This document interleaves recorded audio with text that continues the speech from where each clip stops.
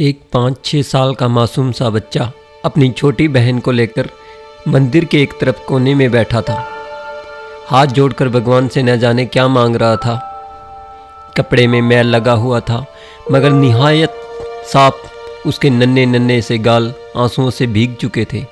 बहुत लोग उसकी तरफ आकर्षित थे और वह बिल्कुल अनजान अपने भगवानों से बातों में लगा हुआ था।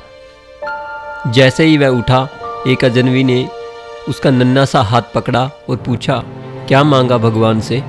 उसने कहा, मेरे पापा मर गए हैं, उनके लिए स्वर्ग। मेरी माँ रोती रहती है, उनके लिए सवर। मेरी बहन माँ से कपड़े सामान मांगती है, उसके लिए पैसे। अजनबी ने पूछा, तुम स्कूल जाते हो? अजनबी का सवाल स्वाभाविक सा था। हाँ जाता हूँ, उसने कहा। किस क्लास में पढ़ते हो? अजनबी ने पूछा।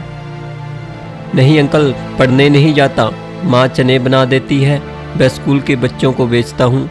बहुत सारे बच्चे मुझसे चने खरीदते हैं, हमारा यही काम धंधा है। बच्चे का एक एक शब्द मेरी रूह में उतर रहा था। तुम्हारा कोई रिश्तेदार? न चाहते हुए भी अजनबी ने बच्चे से पूछा। पता नहीं, माँ कहती है गरीब का कोई रिश्तेदार नहीं होता। माँ झूठ नहीं बोलती, पर अंकल मुझे लगता है मेरी माँ कभी कभी झूठ बोलती है। जब हम खाना खाते हैं हमें देखती रहती है। जब कहता हूँ माँ तुम भी खाओ, तो कहती है हाँ मैंने खा लिया। उस समय लगता है झूठ बोलती है। अजनबी, बेटा अगर तुम्हारे घर का खर्च मिल जाए तो तुम पढ़ाई करोगे? बच्चा, बिल्कुल नहीं।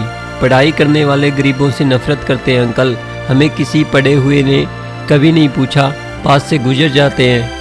अजनबी हैरान भी था और शर्मिंदा भी था। फिर उसने कहा, हर दिन इस मंदिर में आता हूँ, कभी किसी ने नहीं पूछा। यहाँ सब आने वाले मेरे पिताजी को जानते थे, मगर हमें कोई नहीं जानता। बच्चा जोर जोर से रोने लगा। बच्चा, अंकल जब बाप मर जाता है तो सब अजनबी क्यों हो जाते हैं? मेरे पास इसका कोई जवाब नहीं था। ऐसे कितने मासूम हो गए जो हसरतों से घायल हैं। बस एक कोशिश कीजिए और अपने आसपास ऐसे ज़रूरतमंद यतीमों बेसहारों को ढूंढिए और उनकी मदद कीजिए।